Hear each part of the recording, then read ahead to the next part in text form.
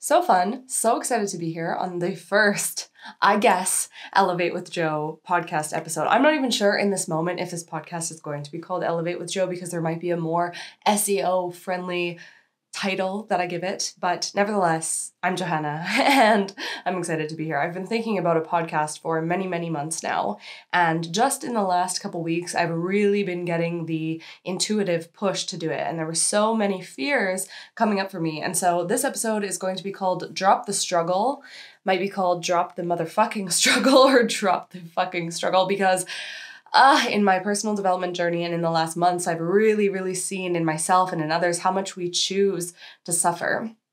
And this really landed deeply for me, actually, in a plant medicine ceremony, when I had this realization that the earth experience and the experience we get to have here just has suffering as an option. And in some of the higher levels of consciousness experience, suffering actually isn't even an option, but on Earth, we get suffering as an option, so we can choose it in a lot of ways, or we can not choose it. And also, just before recording this, I was watching a TikTok video, and he was talking about Stoicism, and one of the main principles there said something along the lines of, don't choose suffering when it's not necessary, basically, which is something we do all the time by projecting our thoughts and our worries into the future. So as I said, this podcast is brand new. We're going to be talking about dropping the struggle, but before we get too far into it, I wanted to, speak into some fears that I had in starting this creative endeavor, because I have a pretty significant background in online marketing. And when I think about podcasting, I immediately think about all the reasons why it doesn't work and it doesn't generate income. And ultimately, I've realized that this is not what I need this podcast to do. I don't need this podcast to generate income at all, although I may share some of my offerings here and there. What I know this podcast is for me is a place for me to express in a long form way. I found it recently really hard to create things that are succinct enough for the attention span that people have on Instagram and TikTok. And when I'm in conversations with people, I am usually not long-winded, but I want to make sure that the topics that I discuss are explained thoroughly. So here we are. And even in that, I like to try not to be a long rambling person, but to be as articulate as I can. So literally in the moments leading up to this, I was meditating because last night there was my own higher self voice, which to me sounds like my own voice screaming in my head, podcast. Like I was asking some question in my head, podcast, the answer is podcast. And I'm like, okay, I get it. But then when I actually seriously think about it, all of these thoughts come up of why it doesn't work. And so I was meditating and I just ended up feeling very frustrated. And I was like, okay, I'm going to let myself speak out these thoughts and speak out my desires and see where I'm contradicting myself and then go from there. And from there, I pulled a card, and I love the Oracle card deck called Sacred Rebels Oracle by Alana Fairchild. And I pulled a card that I remember that I've pulled a couple times before. And in this context, my question was, give me some information to help me basically blow open the door on this podcast. Something that will just, help me launch into it in this moment. And so this card I pulled is called Legacy of Light. It's card number 7 in the deck. And I just want to read to you one thing from the description. And it's saying, the Oracle of Legacy of Light comes to you when you need confirmation that a creative choice you are making will soon make is one that is in alignment with your sacred purpose and spiritual path of healing and growth. The legacy of light cannot be ignored without some detriment to your sense of well-being. So that alone was enough for me to say, okay, I'm literally setting this up right now and we're recording something. And then I sat with my intuition a little longer, thought about what to record, and I was thinking the only thing on my mind right now is how frustrated I've been with this internal battle of the podcast. And even though I have all these other ideas of where I want the podcast to go, which was another reason that it was holding me back, the intuitive hit that I got was to just talk about this concept of dropping the struggle. So that is how we have arrived in this moment today. Like I said, this is an unorganized start, but here we are, and I'm happy to be here and expressing, and I hope that you will subscribe and stick around. So let's talk about how we choose to struggle. When we find ourselves caught up in feeling stuck, feeling overwhelmed, feeling anxious sometimes, feeling like we are noticing that we are procrastinating, often there is an element within us that is choosing that struggle or that suffering because something else feels like it will be more unsafe or more of a struggle. So for example, even if we're living day to day in a way that we know is not for our highest good, we are still surviving. And this is something that I talk about a lot with my clients. Because you're surviving, the part of your body that only cares about being alive, or the part of your brain and nervous system that only cares about being alive, will say, this is good enough because I'm not dying. So it's okay if we keep living this way, even if it feels very complacent, even if it feels bare minimum, even if it's choices that are outright harming you, you're not dying. And if you're not feeling maybe even immense amount of physical pain, it's actually hard to make a change because part of your survival or your whole survival system is saying, I'm not dead, so it's fine. We might as well stay here because I am comfortable here. And then we think of what the alternatives are, and sometimes they seem painful or they seem scary. And so we choose to struggle in this internal battle with ourselves of, I want to choose that thing, but, all of these fears. And so we stay in this other place that also feels like a struggle as well. And oftentimes we are so caught up in the fear thoughts and the struggle thoughts that we don't actually see that that's what we are entangled in. So in my experience, one of the best practices that you can cultivate is not just a meditation practice, but a meditation practice where you connect to yourself. So all of us, when we are born as very compassionate, loving, open-minded, present beings. And soon after that, we are introduced to the concept and the availability of struggle and suffer. And a lot of that can be largely completely out of our control. It is the energy we are met with by the first people that are in our human experience. And they are going to largely shape our stories about what the world is and how people are and how we should be. And so it can be a far reach to find our way back to this place within ourselves. And this place is also what I believe most personal development people, most spiritual mentors are helping us to find our way back to in their own different ways. Nevertheless, this place is within you. And if you've ever had a situation of connecting to your higher self, or even just feeling really present and grounded in your body and open and loving and capable, then you know that this place is within you. So whenever I notice myself getting caught up in these distractive struggle situations, like I said, procrastination, overwhelm, feeling like I don't know what to do next, all of those are just fear and overwhelm, like mixing together in our head, and it's our mind in its own panic and trying to stop us from doing something that we want to do. And it's all of this like knotted spider web that's actually only in front of us as the observer, or in front of us as the being that is watching it all happening.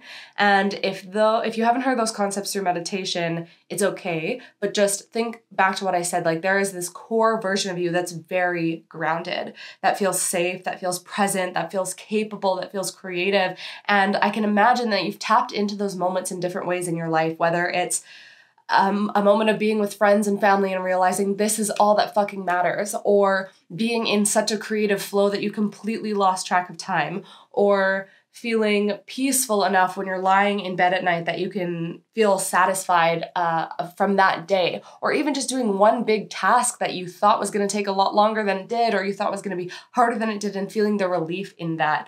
It's that sort of openness and feeling of safety and capability that we want to find our way back to when we are in these struggle loops. But until we slow down to make the space for that to happen, it won't happen. The mind is way too good at what it does, and the mind wants to have us on high alert for all of the potential ways things could go wrong, or things could not be right, or rejection might happen, or whatever fears we have. So we have to, as the conscious being within ourselves, slow down and make time and make space to look at those thoughts and hear our mind out. I see a lot of value in listening to the mind and saying, okay, have your piece. Let me know what's going on here. Well, this podcast, I'm scared that I'm going to say something and I'm going to get canceled because someone's going to take it the wrong way, or I'm not educated enough to speak on these topics, and so people are going to think that I don't know what I'm talking about, or everyone already knows everything I'm talking about, so they're not going to want to listen to me. And I just let my mind say all those things, and what I'm hearing are classic limiting beliefs and classic imposter syndrome beliefs that I work with in my clients. So when I can notice that within myself, I can say, okay, I can logically reason myself out of this by concepts that I might bring into conversation with clients. Like, just because a market just because there's a lot of relationship coaches in the market means there's a market. It doesn't mean it's oversaturated. And I know that we resonate with different people based on the frequencies that they are operating in. So I am operating on probably infinite different frequencies and wavelengths that you on some level can pick up on, whether it's through my words or my body language, if you're watching the video version of this, or my facial expressions, but largely it is an energetic transmission of who I am meeting who you are. And so on some level, some people are going to be able to sense that there's something there that they feel inclined or intrigued to listen to what I have to say, and lots of people will never find their way here and will completely skip over it. Pardon the WhatsApp notification sound. So by creating that space for me to actually consciously, presently listen to my mind instead of just trying to fight it and say, I don't want these thoughts, I want to do this podcast, it's all I made the space for it. And from here, I can connect to the centered, grounded part of myself, and I can move forward. And still, it took meditation, it took pulling a card and getting a little extra push from the universe, but we made it. The second invitation here when it comes to dropping the struggle so that you can drop into creativity and flow and openness and trust, drop into that, is to notice where your mind projects potential outcomes that are completely unnecessary. When I watch my mind, I'm sometimes thinking of things that will literally never occur or that have nothing to do with me. I think of the potential outcomes of other people's problems or other people's life based on what I saw on social media or heard in a conversation. Or I think about things that will literally never happen. And often I think about things that are way more relevant to what I actually have going on, but still probably won't happen. And if I could get a calculation printout of how much time I spend doing this, I would probably be even more devastated than I already am every time I notice it happening. But it really is a discipline to be able to notice when our mind is forward projecting or holding on to pain from the past in an attempt to create control.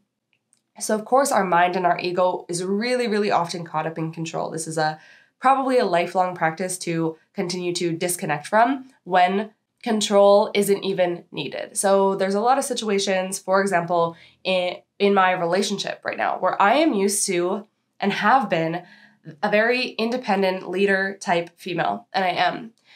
And there's a part of me that deeply craves to be led, to have someone else make the decisions, because actually I don't want to do that. I can do it in my business, but I don't want to do it all the time. However, when that's actually happening, there's a part of me that's going, this is unsafe. What if this happens? What if he makes the wrong choice? What if he doesn't do it the way I want to? And that's just part of my ego trying to gain control. So there's so many of those examples where it actually doesn't matter. It doesn't matter what restaurant we go to. It doesn't matter how this group conversation is titled or was started, and all these little ways my mind wants to grab for control again. So much of it can just be completely dropped. And then there might be some harder ones that feel like it's a big deal. It might feel like it's really important to remember this or think about this, because what if this happens, then I'm going to have a huge mess to deal with if this thing actually goes this wrong.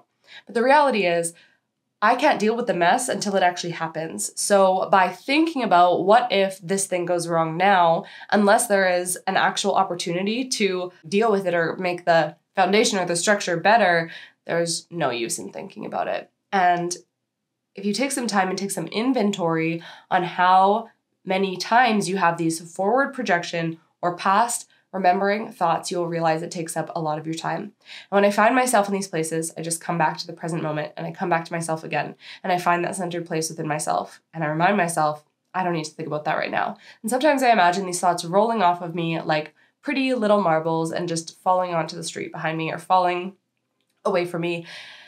And in that, I let them go. And you can have any sort of visualization you want to allow these thoughts to just float away. I had mentioned briefly how we hold on to thoughts from the past. And again, of course, it's a way for our survival system to say, hey, remember when that happened? Remember when that happened? You should be careful. We don't want to get into that situation again. What if that's like this? What if this guy is like that? What if this situation is like that situation? What if this client is like that situation?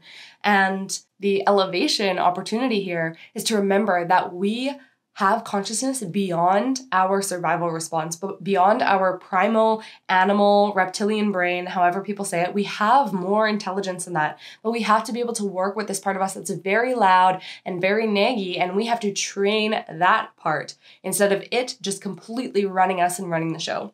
And a lot of the way that it communicates with us, that our mind communicates with us, is based on everything that's living in our subconscious, which is a lot of beliefs and stories and belief systems and the result of neural pathways that we developed when we were very young. I'm not going to go into this topic right now. I'll do an entire other podcast that is just about the subconscious and what subconscious reprogramming actually means when people are talking about that and how to actually do it. But for now, I just want to say that the reason that we sometimes hold on to painful memories of the past is because we are trying to protect ourselves. And I used to be someone who really loved to indulge in it, and I still feel the pull and the desire and this like yearning within me that wants to get lost in the sadness and like remind myself of how painful that was and just feel the pain and be with the pain and listen to sad songs that remind me of the pain and play memories like a video montage in my head of how painful that was. And it actually feels good because when I do it, it makes me feel on some level, it feels like I'm creating a false sense of safety and control, because the more details I remember the pain, the less part of me perceives it will happen again. And at the same time, it's just completely dragging me down into a low spiral that comes with thoughts of whatever belief I have about that situation, which is probably based on the situation itself and not based on what reality really has to offer me. So if I keep getting sucked back into past loops, for example, relationship loops, then I hold on to the belief that all partners are going to be a certain way, or in my case, as a cis straight woman, all men are going to be a certain way, and that's basically not helpful for me to change the pattern at all. So when I notice these past painful thoughts coming up, instead of indulging in it, listening to things that put me into that exact emotional response that again on some level feels safe, but it's not a level for growth, I just let it go. I try and let it go the best I can. And of course, I'm human, and this has been an ongoing practice for 3 years. I've been deep into personal development, and that journey has naturally developed, as so many do, through health and fitness and healthy habits being the primary thing that I thought was personal development, then into basically productivity and things like habit tracking and mind hacks and trying to really be in control of time and super productive and successful, those kind of habits, into the corner of personal development that is more self-awareness, really looking at our behavior, my behaviors, my patterns, and learning tools for how I can work with that and manipulate that, which is really what is changing my experience super rapidly. It's changing the type of people I attract. It's changing the way that I show up in the world. It's changing the way I feel about myself and my body, changing my level of connection to my intuition. And it's an ongoing practice to drop the struggle in order to get those benefits. I'm going to cut it off here. I hope that this has been valuable. It's been fun for me to kind of tap into all of these different corners of this topic that have been floating around in my mind, trying to connect to what I think would be the most insightful for you. And I can tell you that in the next 2 episodes, I'm pretty sure the topics are going to be around subconscious reprogramming, like I said, what the subconscious actually is, how we start to work with it, and also more about my plant medicine journey and what I learned about control and self-worth in the last ceremonial plant experience that I had. So looking forward to connecting with you over that. And if you're listening to this episode and made it all this way, I would love for you to reach out to me and let me know. My Instagram is JOHHHANNA. And if you're watching the video version of this, then of course you can just comment below. Thank you so much. Chat soon.